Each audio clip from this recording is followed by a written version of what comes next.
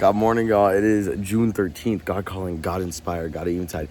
Conquest of fear. Let's hop right into it. June 13th. God calling, God inspired. You have entered now upon a mountain climb. Steep steps lead upward, but your power to help others will be truly marvelous. Not alone will you arise. All toward whom you now send loving, pitying thoughts will be helped upward by you. Looking to me, all your thoughts are God inspired. Act on them and you will be led on. They are not your own impulses, but the movement of my spirit, and obeyed will bring the answer to your prayers. Love and trust. Let no unkind thoughts of any dwell in your hearts. Then I can act with all my spirit power, with nothing to hinder.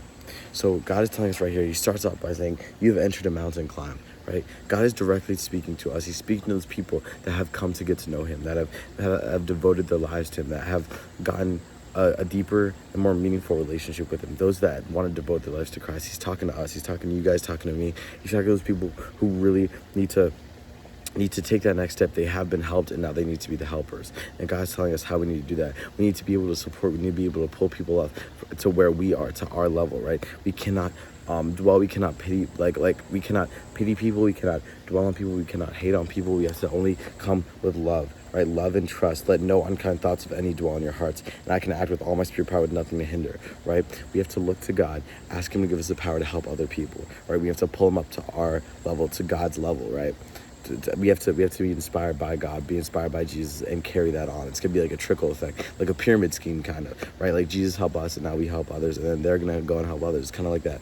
Conquest of fear. It is not thinking about me, but dwelling with me that brings perfect fearlessness. It's not thinking about God. It's not thinking God's with me. It's dwelling with him. It's being with God. It's saying, I have God with me. I have him in my soul, right? It's not acknowledging that he's there, but it's understanding that he is with you, that he is actually playing a hand in whatever situation you're in.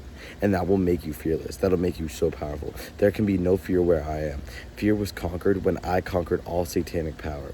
If all my followers knew this and affirmed it with absolute conviction, there would be no need of armed forces to combat evil. A lot of people like to talk about spiritual warfare, right? They like to talk about how, especially in this day and age, right? Especially in 2024, where we have so many things happening. Right now, we're in June, we're in Pride Month. Pride Month is a month all about pride, all about giving yourself your own power, all about praising yourself, right? It's something that is just so scary to see as a true Christian, and someone who truly understands God's message is something that's just so sad to see, right? But God's telling us right now, right here, that he is always in the works, right? He is always going to be there. You don't need to be fearful of the future. You don't need to be fearful of what's going to happen, right? Let's read that.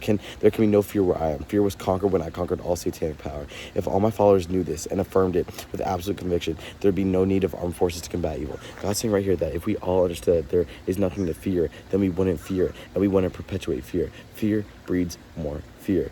Does that make sense?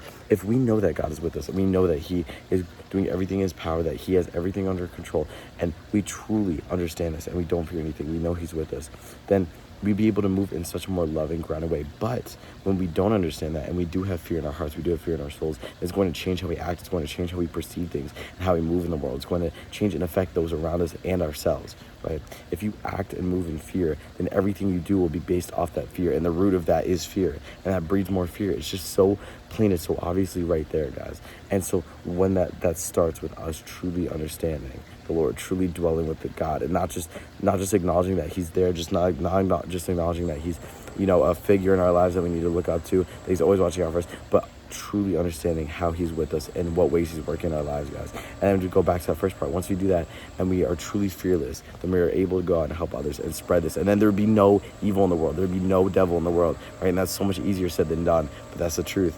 And that is June 13th. I love you guys, and with that, I'll say amen.